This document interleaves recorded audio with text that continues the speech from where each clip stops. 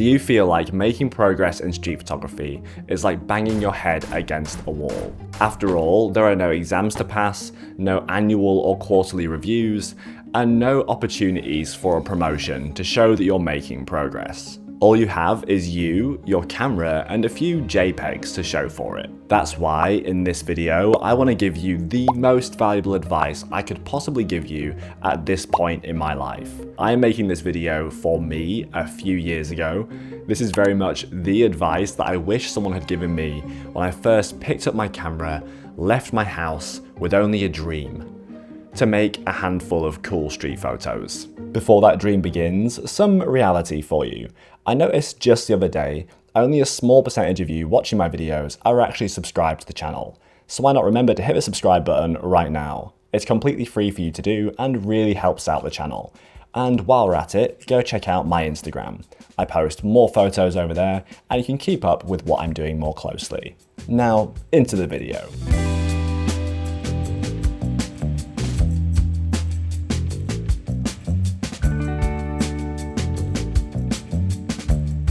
You're about to call me Captain Obvious, because yarg, that be me.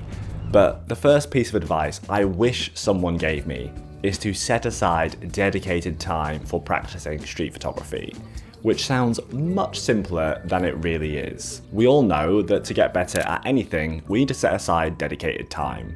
Whether it's for getting fit, you need to set aside time for going to the gym, or whether it's for learning a language. Don't worry, that owl will bully you into learning. In a way, street photography is no different, and it doubles as exercise.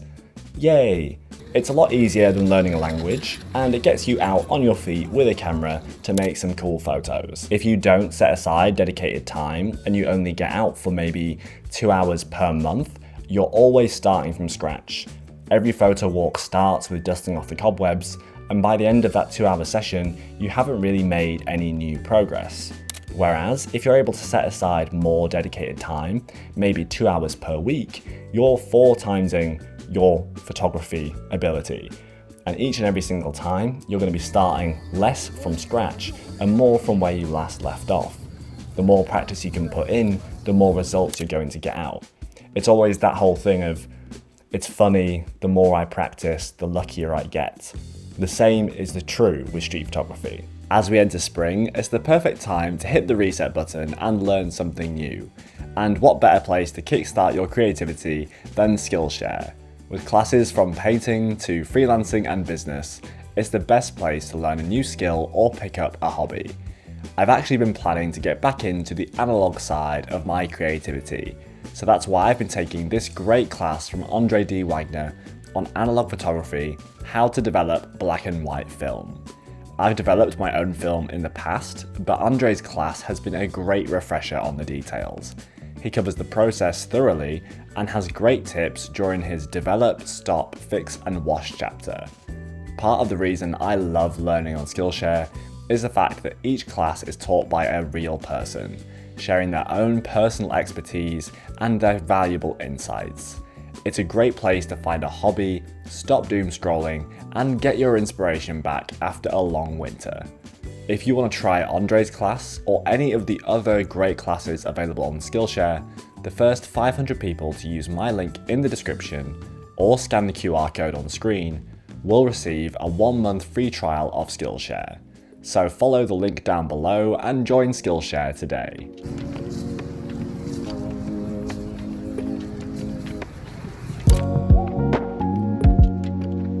Possibly my biggest obstacle, which I'm still facing today, is focusing on the process and not the result. You could also call this trying to focus on the journey and not the destination. The process is the act of taking photos, finding the angles, interacting with people, and the actual shutter clicks. Whereas the result is that final exported JPEG that you throw up on Instagram to get 20 likes. Whether you post your photos on Instagram or somewhere else with audience feedback, that audience feedback can make or break your relationship with your photos. What if no one likes your photos? No one comments on your photos? Maybe that's a signal to you that your photography is not good enough. But it's really important that we don't make that the metric for how good our photography actually is. Some of the most popular photographers on Instagram aren't the best, whereas some of the best are definitely flying under the radar. By focusing on the process of photography, our relationship with our images can become much healthier. Instead of worrying about the likes and the views and the shares and whatever else, instead we focus on the moment. We reminisce on the moment we took the photo. And when you focus on the process, you remember when you took the photo, what was different? What was different in your mindset? What was different in the way you were handling yourself? And how can you use that moment to improve your future photos? That's the process and the journey that we want to think about to improve our photography, because photography has the power to get you out in the world, meeting new people in different places for the purposes of making photos. And that's the important part of the process, not the final image, the compressed image that you throw up on Instagram. That's not the point. The point of photography is to help give you a reason to go out and experience the world, to create interesting photos.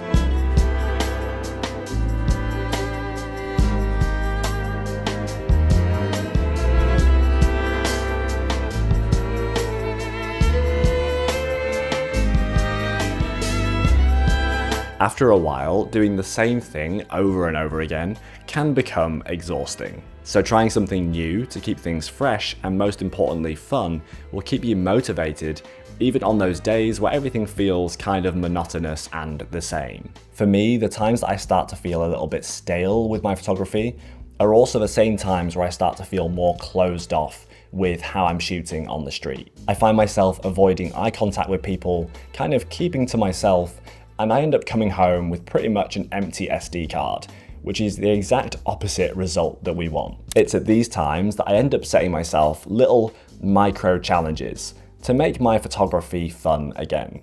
In my case, it might be challenging myself to take someone's portrait or to ask someone for photos of their dog. That little practice of getting me out of my shell ends up kind of reinvigorating me and giving me the confidence I need to go out and shoot my more candid everyday street photography. Even here in Seoul, I've actually asked a couple of dog owners for photos of their dog, even though the English and Korean level between us is not the best. I've just learned how to say hello, pointed at my camera, pointed at the dog and asked for a photo. But even that has helped me kind of feel a little bit more at ease on the street. And it's a win-win woof all around. It doesn't have to be photos of dogs though. Maybe for you, it could be a busker in your local town. And between songs, you could ask them if they want a quick few photos. For them, that would probably be immensely helpful for their social media, or if they're trying to get gigs and they just want some example photos of them playing their guitar and singing and whatever. It's a win for them, and also it's a win for you getting to practice shooting a stranger, and it'll help you see more value in your photography, because how much they will appreciate those images, you will realize that your photography has more to it than just dead JPEG files sitting on your computer. I talked about this at length in a recent video, which I'll link down below, but the TLDR is to try organizing your work into themes or projects. I think it's important to do this because it can sometimes feel like we're shooting thousands of images that equate to nothing, which is not a productive way to feel when we're out taking photos. So instead of thousands of random images, we can organize our photos into themes so we actually know we're contributing each image towards something bigger. Again, I did a whole video on this, so I won't bore you with the details in this video. But this act of making collections or themes for our work can have a transformational change on how you approach photography.